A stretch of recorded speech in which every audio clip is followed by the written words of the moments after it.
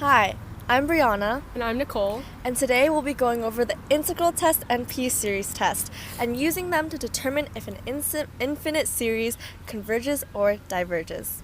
Okay, first, let's take a look at the integral test. The integral test states that given an infinite series S with decreasing terms, where f of n equals a of n, if f is a continuous, positive, decreasing function over the interval k to infinity, then if the integral from k to infinity of f is convergent, then S is also convergent. Similarly, if the integral from k to infinity of f is divergent, then S is also divergent.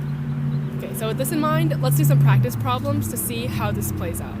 Alright, so first up we've got this equation and problem where it shows S is equal to The infinite series from 1 to infinity of 1 over n root n. In this example, we can see that the function 1 over x square root x is continuous, positive, and decreasing from 1 to infinity. So that means we can apply the integral test. So for this problem, we're going to be first simplifying the function into x to the negative 3 halves, to which we'll be rewriting in the integral formation, which is the integral from 1 to infinity of x to the negative 3 halves d of x. And because this is an improper integral, we have to rewrite this into a limit formation, which as seen here, of limit of a to infinity from the integral of 1 to a of x to the negative 3 halves d of x. And from there, we're just going to find the antiderivative, which is the limit of a to infinity of x to the negative 1 halves over negative 1 half. And then we're just going to plug in our values of 1 and a.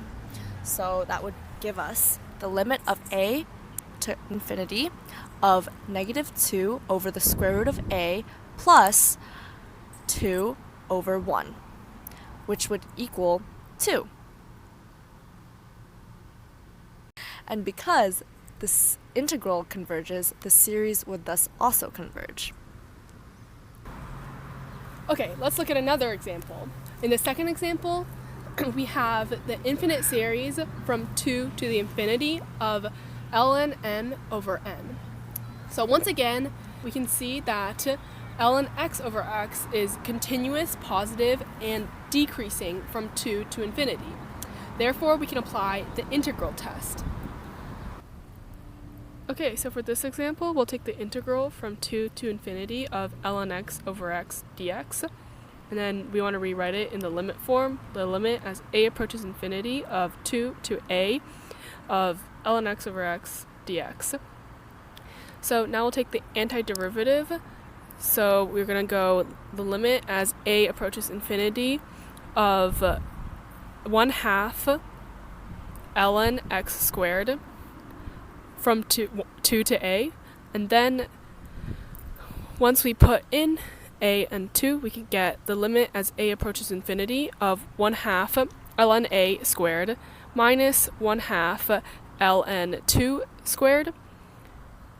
And then this is just going to approach infinity, so the integral diverges, and therefore the series S also diverges. Okay, now let's move on to the p-series test.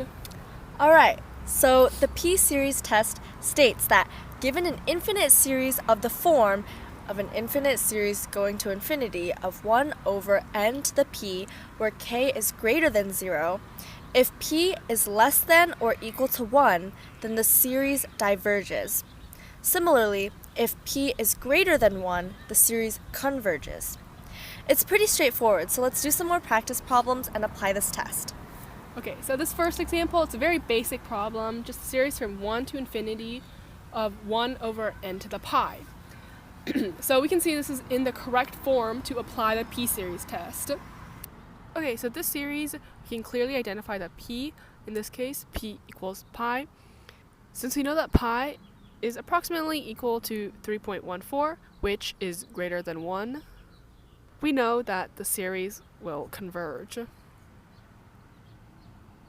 So now let's try a slightly harder example. Alright, in this example we can see an infinite series of 3 over 10 times the 4th root of n. This series is presented in a slightly more complicated form, but we can still use the p-series test. For this problem, we can simplify it by rewriting it and identify the p-series. So, we have rewritten it into a form of 3/10 times the infinite series from 1 to infinity of 1 over n to the 1/4. And from here, we can identify that p is equal to 1/4, and obviously 1/4 is less than 1.